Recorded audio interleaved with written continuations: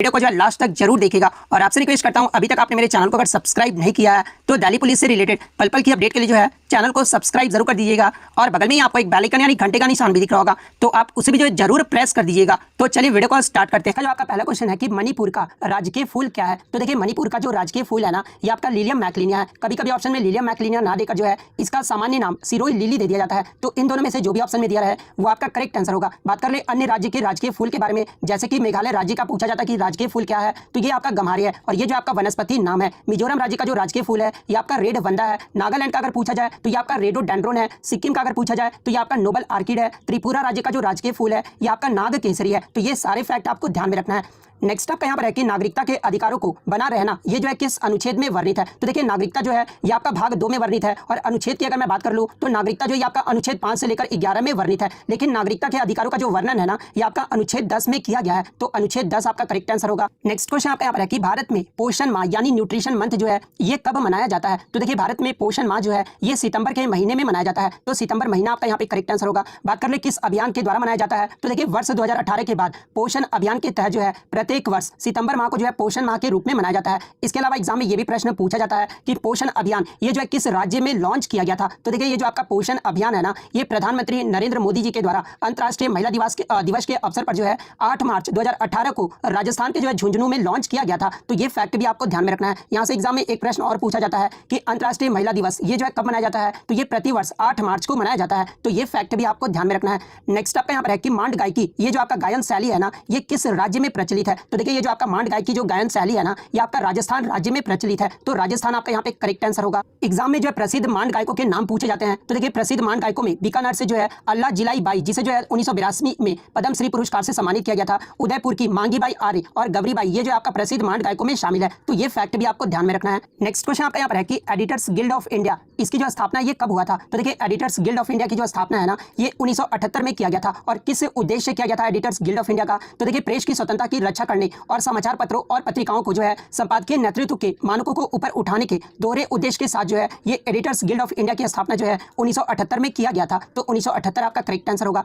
Next आपका यहाँ पर है कि 1963 में किस राज्य का गठन हुआ था। तो देखिए आपके एग्जाम में जो है गठन से एक क्वेश्चन जो है जरूर पूछा जाएगा। तो देखिए 1963 में जो है ये आपका नागालैंड राज्य का गठन हुआ था। नागालैंड राज्य का गठन ये जो है कब हुआ था। तो ये 1 दिसंबर 1963 को हुआ था और ये जो आपका असम से अलग हुआ था। तो नागालैंड आपका यहाँ पे करेक्ट आंसर होगा। यहाँ से एग्जाम में एक प्रश्न और बनता है कि इनमें से 1987 में जो है किन राज्यों का गठन नहीं हुआ था। तो देखिए मैं आपको बता दूं कि 1987 में जो है 3 राज्यों का गठन किया गया था। वो 3 राज्य कौन कौन से हैं। तो अरुणाचल प्रदेश, गोवा और मिजोरम। इन 3 राज्यों का जो गठन है ये 1987 में किया गया था। 1972 में जो है 3 राज्यों का गठन हुआ था। मणिपुर, मेघालय और त्रिपुरा ये 3 राज्यों का जो गठन है ये आपका 1972 में हुआ था। और 2000 में जो है 3 राज्यों का गठन किया गया था। 2000 में कौन से 3 राज्यों का गठन किया गया था। तो एक तो आपका छत्तीसगढ़, झारखंड जो कि आपका बिहार से अलग हुआ था और उत्तराखंड ये 3 राज्यों का जो गठन है ना ये 2000 ईस्वी में किया गया था। सिक्किम राज्य का गठन एग्जाम में पूछा जाता है तो ये 1975 में हुआ था। हरियाणा और चंडीगढ़ राज्य का जो गठन है ये आपका 1966 में हुआ था। महाराष्ट्र और गुजरात राज्यों का जो गठन है ना ये 1960 में हुआ था। आंध्र प्रदेश, कर्नाटक, केरल, मध्य प्रदेश, पंजाब, राजस्थान और पश्चिम बंगाल इन राज्यों का जो गठन है ना ये आपका कब हुआ था। तो ये आपका 1 नवंबर 1956 को हुआ था। तो ये फैक्ट भी आपको ध्यान में रखना है।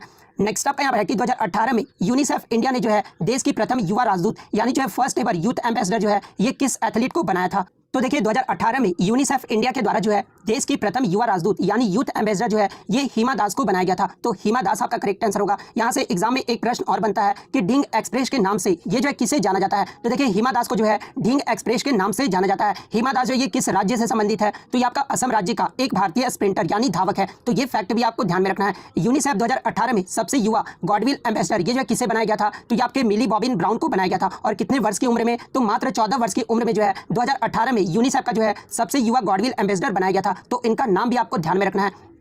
नेक्स्ट आपका यहाँ पर है कि प्रोटीन ये जो है किससे मिलकर बना होता है। तो देखिए ये जो आपका प्रोटीन है ना ये आपका एमिनो एसिड यानी एमिनो अम्ल से मिलकर बना होता है। तो एमिनो अम्ल आपका करेक्ट आंसर होगा। नेक्स्ट आपका यहाँ पर है कि भारत की सबसे युवा 21 वर्षीय मेयर ये जो है कौन बनी है। तो देखिए भारत की जो सबसे युवा 21 वर्षीय मेयर जो है ये आर्या राजेंद्रन बनी है। तो आर्या राजेंद्रन आपका करेक्ट आंसर होगा। यहाँ से एग्जाम में एक प्रश्न और बनता है कि भारत की सबसे युवा 21 वर्षीय मेयर ये जो आर्या राजेंद्रन है ना ये किस नगर निगम की जो है ये मेयर बनी है। तो ये जो आपका तिरुवनंतपुरम कॉर्पोरेशन की जो है नगर निगम की जो है ये मेयर बनी है। तो ये फैक्ट भी आपको ध्यान में रखना है। नेक्स्ट आपका यहाँ पर है कि किस राज्य या फिर यूटी का वन क्षेत्रफल जो है वो 0% है। तो देखिए ये जो आपका लक्ष्य मैं जब नया नया मुंबई आया था वन क्षेत्रफल है ना वो 0% है। देखिए ऐसा नहीं है कि लक्षद्वीप में जो है कोई भी आपका जो है फॉरेस्ट एरिया नहीं है, लेकिन फॉरेस्ट एरिया होता क्या है कि जो आपका डिटरमाइंड बाय गवर्नमेंट एजेंसी, यानी गवर्नमेंट एजेंसी के द्वारा जो है ये डिटरमाइन किया जाता है, जिसमें जो आपका लक्षद्वीप में जो है कोई भी फॉरेस्ट एरिया डिटरमाइन नहीं किया गया है। तो लक्षद्वीप आपका यहाँ पे करेक्ट आंसर होगा। इसके अलावा जो है 2019 का जो फॉरेस्ट रिपोर्ट आया था, यहाँ से जो आपके एग्जाम में प्रश्न पूछे जाते हैं, जैसे कि एग्जाम में पूछा जाता है कि कुल वन और वृक्ष आवरण देश का भौगोलिक क्षेत्र ये जो है कितना परसेंट रहा था, तो ये आपका 24.56% रहा था। वहीं अगर कुल वन आवरण की बात कर ले जो देश का भौगोलिक क्षेत्र कितना परसेंट रहा था,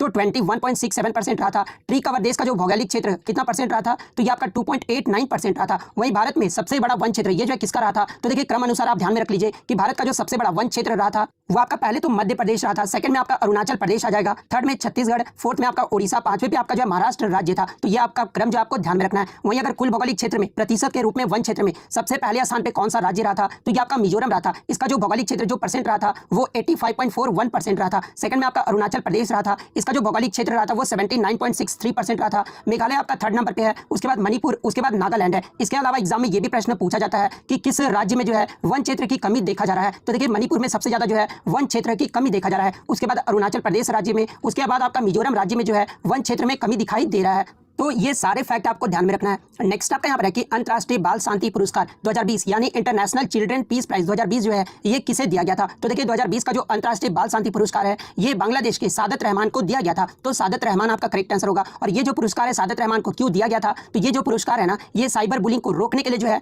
उनके द्वारा स्थापित सामाजिक संगठन और मोबाइल ऐप साइबर टीम्स को विकसित करने की भागीदारी के लिए जो है उन्हें ये पुरस्कार जो है प्रदान किया गया था। वहीं अगर बात करें 2019 में ये जो पुरस्कार है ये किन्हें दिया गया था, तो ये ग्रेटा थुनबर्ग जो कि स्वीडन के रहने वाले हैं और डिविना मैलोम जो कि कैमरून के रहने वाले हैं, तो इन्हें जो है 2019 का ये पुरस्कार दिया गया था। बात कर ले ये जो अंतर्राष्ट्रीय बाल शांति पुरस्कार है ये किस फाउंडेशन के द्वारा दिया जाता है, तो ये जो पुरस्कार है ना ये आपका किड्स राइट फाउंडेशन के द्वारा जो है 2005 से ये जो पुरस्कार है वो दिया जा रहा है। तो ये फैक्ट भी आपको ध्यान में रखना है। नेक्स्ट क्वेश्चन आपका यहाँ पर है कि 1953 को गठित मैसूर राज्य का जो वर्तमान नाम है वो क्या है, तो देखिए मैसूर राज्य का जो गठन है ना ये 1953 में किया गया था और वर्तमान में जो इसका नाम है ये कर्नाटक है। यहाँ से एग्जाम में एक प्रश्न और बनता है कि मैसूर राज्य को नाम बदलकर जो है कर्नाटक कब कर दिया गया था, तो देखिए मैसूर राज्य का नाम बदलकर जो है कर्नाटक 1973 में कर दिया गया था। तो ये फैक्ट भी आपको ध्यान में रखना है। नेक्स्ट आपका यहाँ पर है कि विंडो 10 में कौन सा फंक्शन की जो है वॉल्यूम बढ़ाने का कार्य करता है, तो देखिए ये जो आपका फंक्शन की के साथ आप जब F8 प्लस करोगे ना तो ये जो आपका वॉल्यूम बढ़ाने का जो है कार्य करेगा वो भी किसमें, तो ये आपका विंडो 10 में करेगा। तो फंक्शन की प्लस F8 आपका यहाँ पे करेक्ट आंसर होगा। बात कर ले अगर एग्जाम में पूछा जाए कि वॉल्यूम कम करने के लिए कौन सा फंक्शन की जो है वो कार्य करता है, तो देखिए वॉल्यूम कम करने के लिए आपका फंक्शन की के साथ जो है आप जब F7 की जो है प्रेस करोगे ना तो ये आपका जो है वॉल्यूम कम हो जाएगा। वहीं अगर म्यूट करने की बात कर ले तो फंक्शन की के साथ आपको F6 जो है वो प्रेस करना होगा और रोशनी यानी ब्राइटनेस बढ़ाने के लिए जो है आपको फंक्शन की के साथ F3 जो है वो प्रेस करना होगा। वहीं अगर ब्राइटनेस कम करने के लिए जो है आपको फंक्शन की के साथ F2 जो है वो प्रेस करना होगा। स्पेलिंग चेक और ग्रामर चेक के लिए जो आपको कौन सा की यूज करना होगा, तो आपको जो है फंक्शन की के साथ F7 की जो है वो यूज करना होगा। तो ये फैक्ट भी आपको ध्यान में रखना है। नेक्स्ट आप यहाँ पर है कि मौसम के पूर्वानुमान के लिए जो है किस प्रकार का कंप्यूटर जो है उपयोग किया जाता है, तो देखिए मौसम के पूर्वानुमान के लिए जो है ये आपका सुपर कंप्यूटर का उपयोग किया जाता है। तो सुपर कंप्यूटर आपका करेक्ट आंसर होगा। नेक्स्ट आपका यहाँ पर है कि किस राज्य की महिलाओं द्वारा जो है अपने सिर को ठंडी हवा से बचाने के लिए रहीदे नामक स्कार्फ जो है वो सिर पर पहना जाता है, तो देखिए हिमाचल प्रदेश की महिलाओं द्वारा जो है अपने सिर को ठंडी हवा से बचाने के लिए जो है ये रहीदे नामक स्कार्फ जो है वो सिर पर पहना जाता है। तो हिमाचल प्रदेश आपका करेक्ट आंसर होगा। नेक्स्ट आपका यहाँ पर है कि CMERI के द्वारा जो है दुनिया का सबसे बड़ा सौर वृक्ष यानी सोलर ट्री जो है ये कहां पर स्थापित किया गया है, तो देखिए ये जो आपका CMERI के द्वारा जो सोलर ट्री है ना ये आपका पश्चिम बंगाल के दुर्गापुर में स्थापित किया गया है। तो पश्चिम बंगाल आपका करेक्ट आंसर होगा। नेक्स्ट क्वेश्चन यहाँ पर है कि Indian state with highest road length यानी सर्वाधिक रोड नेटवर्क जो है ये किस राज्य में है, तो देखिए भारत का सर्वाधिक रोड नेटवर्क जो है ये आपका महाराष्ट्र राज्य में है। नेक्स्ट आपका यहाँ पर है कि निश्चय पोषण योजना ये जो आपका किससे संबंधित है, तो देखिए ये जो आपका निश्चय पोषण योजना जो है ना ये आपका टीबी से संबंधित है। तो टीबी आपका यहाँ पे करेक्ट आंसर होगा। और ये जो योजना है ना ये देश के जो लोग टीबी से ग्रसित है उन्हें केंद्र सरकार द्वारा अपने भोजन खरीदने इलाज के लिए जो प्रतिमाह 500 रुपए की धनराशि वित्तीय सहायता के रूप में जो प्रदान किया जाएगा। तो यहाँ से एग्जाम में एक प्रश्न और बन सकता है कि निश्चय पोषण योजना के तहत जो आपका प्रतिमाह कितने रुपए की जो धनराशि है वो प्रदान किया जाएगा, तो 500 रुपए की धनराशि जो है वो वित्तीय सहायता के रूप में प्रदान किया जाएगा। तो ये फैक्ट भी आपको ध्यान में रखना है। नेक्स्ट आपका यहाँ पर है कि most catches in cricket as non wicket keeper in slip यानी क्रिकेट में नन विकेट कीपर के अलावा स्लिप में सबसे ज्यादा जो कैच है ये किसके द्वारा लिया गया है, तो ये राहुल द्रविड़ के द्वारा लिया गया है। उसके बाद अगर बात कर ले BCCI का 88वां जो AGMI मीटिंग हुआ था ना ये 2020 में कहां पर हुआ था, तो देखिए 2020 का जो AGM मीटिंग हुआ था जो कि BCCI का 88वां मीटिंग था ये आपका अहमदाबाद में 24 दिसंबर को हुआ था। तो अहमदाबाद आपका करेक्ट आंसर होगा। नेक्स्ट आपका यहाँ पर है कि विद्युत आवेश सबसे पहले जो ये किसने खोजा या फिर प्रयोग किया था, तो देखिए विद्युत आवेश को सबसे पहले जो है ये बेंजामिन फ्रैंकलिन के द्वारा खोजा गया था। तो बेंजामिन फ्रैंकलिन आपका करेक्ट आंसर होगा। नेक्स्ट आपका यहाँ पर है कि निजाम ने भारत के किस भाग पर जो है शासन किया था, तो देखिए निजाम के द्वारा जो है ये दक्कन क्षेत्र यानी दक्षिण भाग पर जो है ये शासन किया गया था। वर्तमान में अगर राज्यों की बात कर ले तो आंध्र प्रदेश, कर्नाटक और महाराष्ट्र राज्यों में इनका जो है शासन रहा था। तो ये फैक्ट भी आपको ध्यान में रखना है। यहाँ से एग्जाम में एक प्रश्न और बनता है कि हैदराबाद के अंतिम निजाम जो ये कौन थे, तो देखिए हैदराबाद के जो अंतिम निजाम थे ना ये आपके उस्मान अली खान थे, जो कि हैदराबाद के 7वें निजाम थे। तो ये फैक्ट भी आपको ध्यान में रखना है। फर्स्ट की अगर मैं बात करें कमर उद दीन खान थे, तो ये भी आपको ध्यान में रखना है और आपको कमेंट करके जवाब देना है कि निजाम पैलेस